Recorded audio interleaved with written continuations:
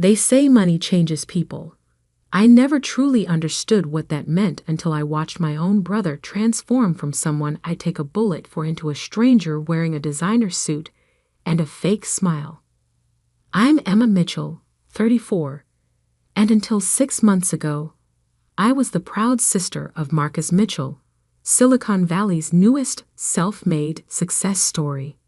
At least, that's what Forbes called him in their 30 Under 30 feature.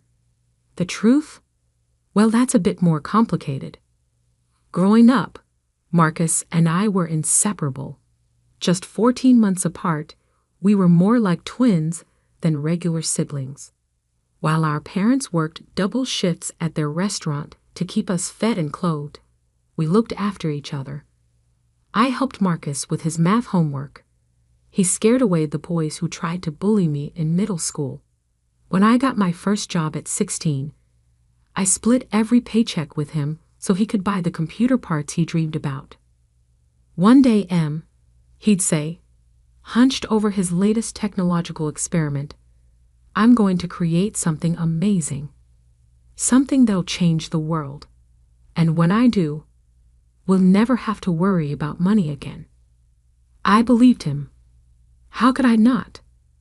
Marcus had always been brilliant, even if he was terrible at showing it in school. While other kids played video games, he learned to code. While they went to parties, he built computers from scraps he found at the local electronics recycling center. I was his biggest cheerleader, his constant supporter, and sometimes his only friend. When our parents' restaurant failed during the recession of 2008, I put my college plans on hold. Instead of pursuing my dream of becoming an architect, I took a job as a bank teller to help keep our family afloat. Marcus was devastated when I told him. You can't give up college, he argued, his eyes filling with tears. You've worked so hard for this. But I just smiled and hugged him. It's not giving up, I told him. It's investing in our future. You're going to do great things, little brother. Someone needs to make sure you get there. And for 10 years, that's exactly what I did. I worked my way up from teller to branch manager, taking night classes when I could afford them. Every spare dollar went into supporting Marcus's dreams. When he needed seed money for his first startup attempt, I emptied my savings account. When that failed, I took out a personal loan to fund his second try. When that one crashed too, I refinanced my small condo to give him one more shot. Third time's the charm, I joked, handing him the check for $50,000. He hugged me so tight, I could barely breathe. I'll pay you back double, he promised. Triple. You'll see, Eve. This time, it's going to work. And surprisingly, it did. Mitchell Tech Solutions launched in 2020, just as the world was going digital. Their security software caught the attention of several major tech companies, and suddenly Marcus was everywhere. Tech magazines, business podcasts, startup conferences. My little brother had become the success story he'd always dreamed of being. I couldn't have been prouder. Even when he moved to a luxury apartment in San Francisco and started wearing suits that cost more than my monthly mortgage payment, I was just happy to see him living his dream. The fact that he hadn't paid back any of my loans yet didn't bother me. He was busy, I told myself. Building an empire takes time. Then came the announcement. Marcus was getting married to Victoria Blackwood, daughter of telecommunications mogul Robert Blackwood, the woman he'd met at some exclusive tech conference 3 months ago. The wedding would be at the Blackwood estate in the Hamptons, with a guest list that read like a who's who of Silicon Valley. It's going to be perfect, Marcus told me over the phone, his voice distant and distracted. Victoria's planned everything. Oh, and she needs another $50,000 for the flowers and the ice sculpture. Can you help out? Just one last time. I was at the bank within the hour, taking out another loan against my condo. This was my brother's big day, his chance to truly become part of the elite circle he'd worked so hard to join. Of course, I would help. The wedding invitation arrived 2 weeks later, a gorgeous thing of handmade paper and gold leaf. I was admiring it at my kitchen table when my phone buzzed with a text from Marcus. Need to talk. Video call in 5. When his face appeared on my screen, something was different. The warmth in his eyes, the one that had survived all our struggles, was gone. In its place was something cold, calculating. There's been a change of plans, he said, not quite meeting my eyes. About the wedding. Victoria thinks it would be better if you didn't come. The world seemed to tilt sideways. What? It's just, he cleared his throat. The guest list includes some very important people. CEOs, investors, potential partners. Victoria thinks, well, we think it might be awkward having a bank manager there.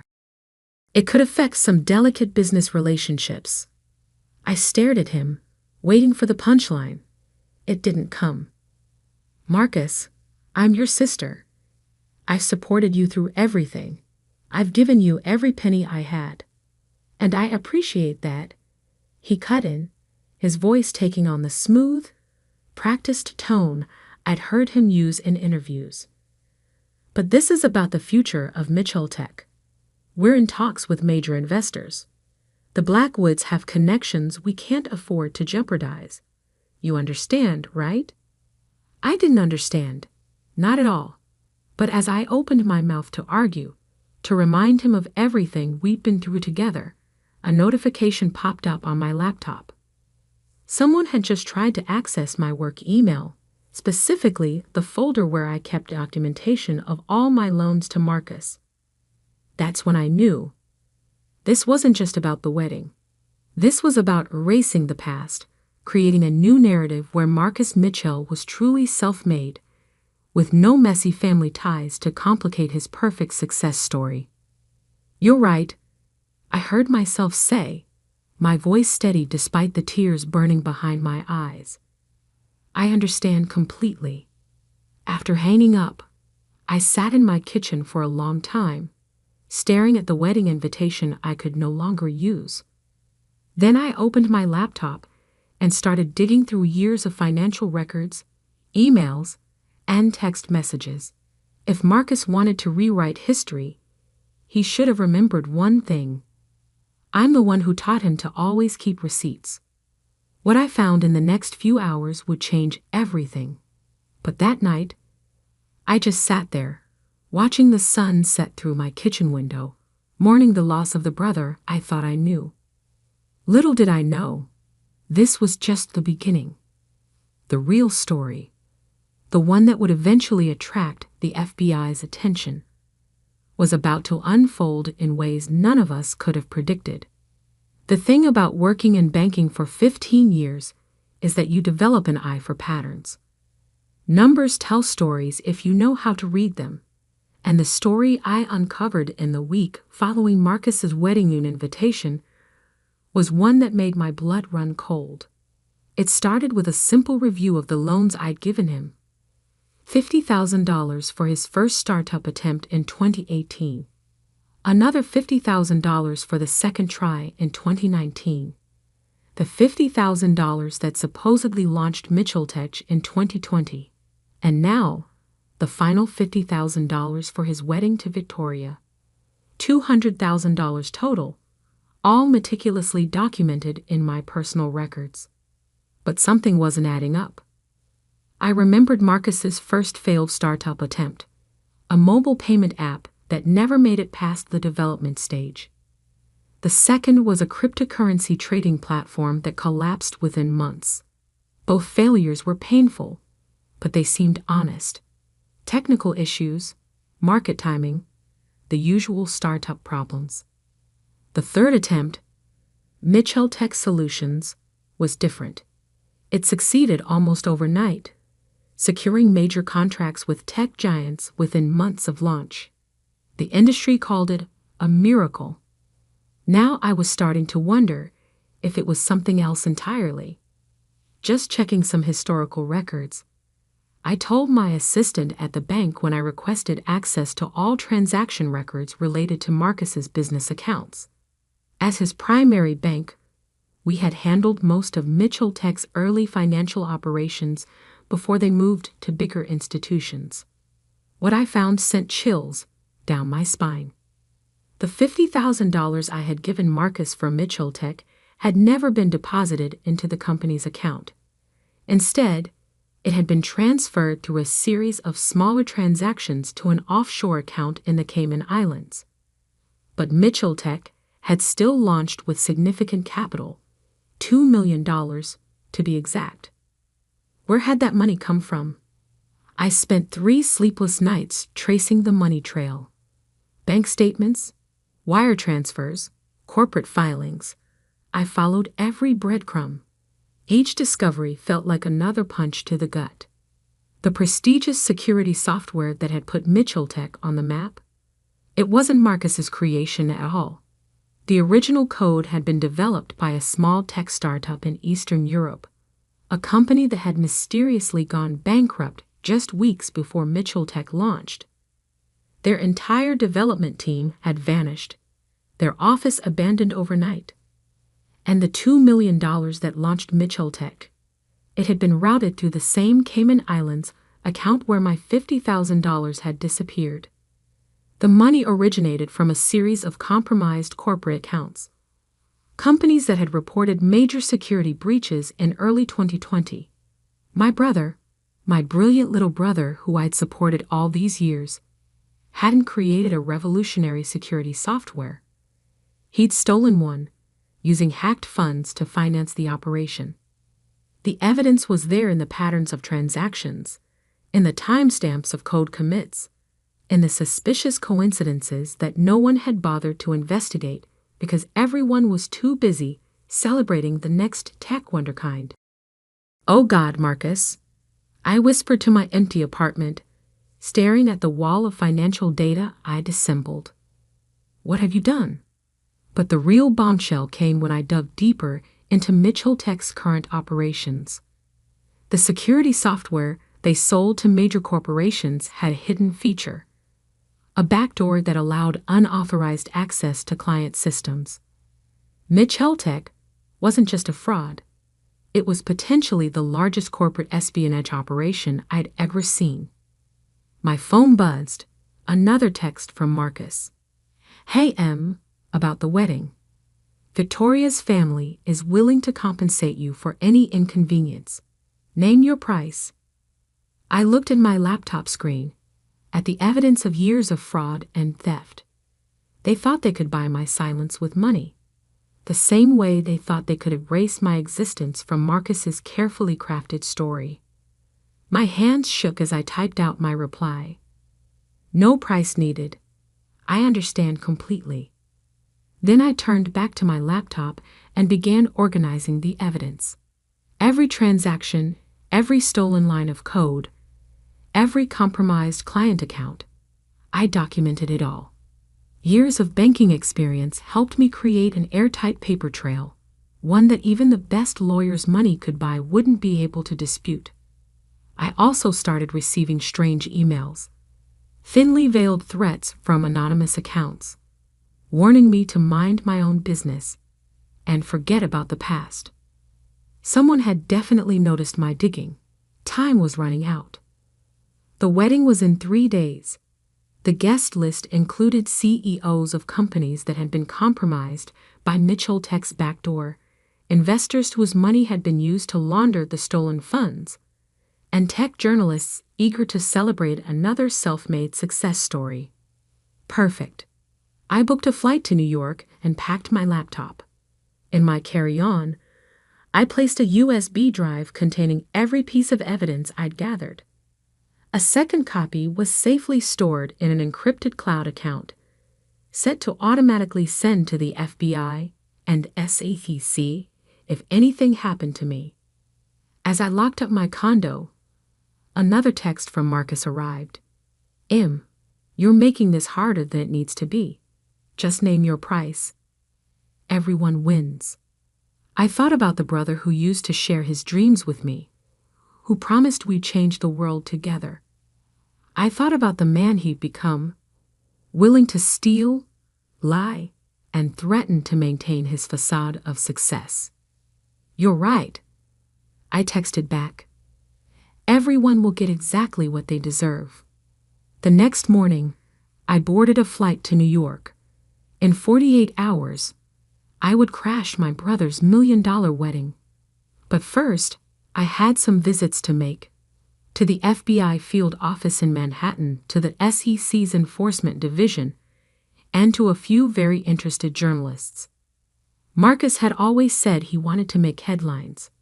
Well, I was about to help him do exactly that. As the plane took off, I closed my eyes and remembered something our parents used to say back in the restaurant. The truth, like cream, always rises to the top. It was time to let the truth rise. The Hampton estate where the wedding would take place was visible from the air as we descended into New York. A sprawling mansion by the ocean, its grounds transformed into a fairy tale venue for what the society pages were calling the tech wedding of the year. Little did they know, it was about to become famous for very different reasons. The morning of the wedding dawned bright and clear. From my hotel room in Southampton, I could see the steady stream of luxury cars heading toward the Blackwood estate. Caterers, florists, and event staff had been bustling since dawn, preparing for what People magazine had dubbed the tech industry's royal wedding. I took my time getting ready. The slate gray dress I'd chosen was expensive but understated, professional rather than celebratory. My laptop bag, containing everything needed to destroy my brother's carefully constructed world, felt heavy on my shoulder. Mom, this is a private event, the security guard at the estate entrance said when I pulled up in my rental car. I'll need to see your invitation. I smiled and handed him my business card instead. I'm Emma Mitchell, sister of the groom. There's been a slight misunderstanding about my invitation. Why don't you call Marcus and let him know I'm here? The guard looked uncertain, but I saw the moment he registered my last name. He stepped away to make a call, and I waited, watching more guests arrive in their designer outfits and luxury vehicles. 5 minutes later, Marcus appeared, looking immaculate in his custom tuxedo. But I could see the tension in his jaw, the barely controlled panic in his eyes. What are you doing here? He hissed, pulling me aside. We discussed this. You can't be here. Actually, I said, keeping my voice level, we need to talk. Now, before the ceremony. There's nothing to talk about. I've offered to compensate you. For what, Marcus? For the $200,000 in loans? For erasing me from your life? Or for using my banking credentials to help you launder stolen money? The color drained from his face. Behind him, I could see Victoria approaching in a silk robe, her professional makeup only half complete. Marcus, darling, is everything all right? She called out. Then she saw me, and her perfectly shaped eyebrows drew together in annoyance. What is she doing here? She was just leaving, Marcus said quickly, gripping my arm. Weren't you, Em? I pulled free of his grasp. No, actually, I think I'll stay. I've brought a wedding gift that everyone needs to see. Victoria's face hardened. Security, she called out. I wouldn't do that, I said calmly, loud enough for nearby guests to hear. Unless you want the FBI agents parked down the street to come in early. They're very interested in Mitchell Tech's operations, especially that backdoor in your security software. The one you've been using to steal corporate secrets from your clients. A small crowd had gathered now, drawn by the drama unfolding at the entrance. I could see Robert Blackwood, Victoria's father, pushing through the onlookers. "What's going on here?" he demanded. "Nothing," Marcus said quickly. "Just a family misunderstanding. And please, let's talk about this privately." I shook my head. No more private talks. No more secrets. I turned to address the growing crowd of guests. "Ladies and gentlemen, I apologize for interrupting the festivities. But there's something you need to know about the man you're here to celebrate." "Stop this," Marcus pleaded, reaching for me again. But I was already pulling out my laptop. "Your invitation said no gifts were necessary, but I brought one anyway. A presentation about how Mitchell Tech really started, about where that revolutionary security software really came from, about what it's been doing to your company's systems all this time." Robert Blackwood stepped forward, his face darkening. "What is she talking about, Marcus?" "She's lying," Victoria cut in. "She's just jealous of Marcus's success. Security. Remove her?" "Before you do," I said loudly, "you might want to check your phone, Mr. Blackwood. I believe you just received some very interesting emails about your future son-in-law's business practices." The crowd murmured as phones started buzzing. I timed my evidence dumps perfectly. Emails going out to all major Mitchell Tech clients and investors just as I arrived at the wedding. Marcus lunged for my laptop, but it was too late. I'd already connected it to the venue's massive display screens, the ones meant to show romantic photos during the reception. Instead, they now displayed transaction records, code snippets, and irrefutable evidence of years of fraud. "That $2 million startup capital," I announced to the stunned crowd. "Stolen from hacked corporate accounts, the security software you're all using. Stolen from a small company in Eastern Europe after Marcus arranged for their mysterious bankruptcy. And that backdoor you never knew about. It's been collecting your corporate secrets for 2 years." The chaos that erupted was almost beautiful in its completeness.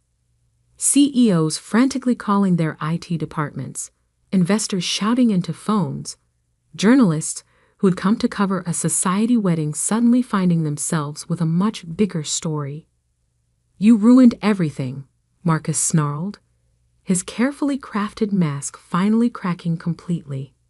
"I gave you a chance to name your price." "Some things aren't for sale," I replied. "Like the truth or family loyalty." Victoria had disappeared, along with her father. In the distance, I could hear sirens approaching. Federal agents. The FBI's arrival was almost anticlimactic after everything else. They moved through the crowd with practiced efficiency, heading straight for Marcus. As they led him away in handcuffs, past shocked guests, and frantically clicking cameras, he looked back at me one last time. For a moment, I saw a flicker of that little boy who used to share his dreams with me. "Why, Em?" he asked, his voice breaking. "I would have given you anything." "Because you forgot something important, little brother," I said softly. "Success built on lies isn't success at all. It's just a bigger lie." The aftermath was exactly what you'd expect. Mitchell Tech's collapse made headlines for weeks. Tech wonderkind revealed as corporate spy, ran alongside wedding day arrest exposes Silicon Valley fraud. The FBI's investigation uncovered even more than I had. A network of cybercrimes spanning 3 continents. Victoria and the Blackwoods quickly distanced themselves, their PR team working overtime to paint themselves as victims. Most of Mitchell Tech's clients filed lawsuits. The stolen money was traced and returned, including my $200,000 in loans. I testified at Marcus's trial 3 months later. He didn't look at me once during my testimony about how he'd used my banking access to facilitate his crimes. He took a plea deal in the end. 15 years with possibility of parole, plus restitution to all his victims. The day after the sentencing, I received a letter from him in prison. "Dear M," it began. "I forgot who I was trying to become someone else. I forgot that real success was having a sister who believed in me enough to sacrifice everything. I forgot that the dreams we shared were worth more than all the fake success in the world. I know it's too late to fix what I broke, but I hope someday you can forgive me. Your brother, Marcus." I read the letter several times, tears blurring the words. Then I put it away in a drawer and went back to work. Not at the bank. I'd taken a new job, heading up fraud prevention for a major tech company. Turns out my experience with Mitchell Tech made me quite valuable in that field. Sometimes, late at night, I look at old photos of Marcus and me from before all this happened. I remember the brother who dreamed of changing the world, who just wanted to make something amazing. I wonder where that boy went wrong, and if he's still in there somewhere behind prison walls. But I don't regret what I did, because sometimes loving someone means holding them accountable. Sometimes the kindest thing you can do is let the truth come out, no matter how much it hurts. They say money changes people, but I've learned it's not the money. It's what people are willing to do for it. The choices they make, the lines they cross, the people they're willing to sacrifice. In the end, Marcus got what he'd always wanted. His name in headlines, his story talked about in Silicon Valley, just not in the way he planned.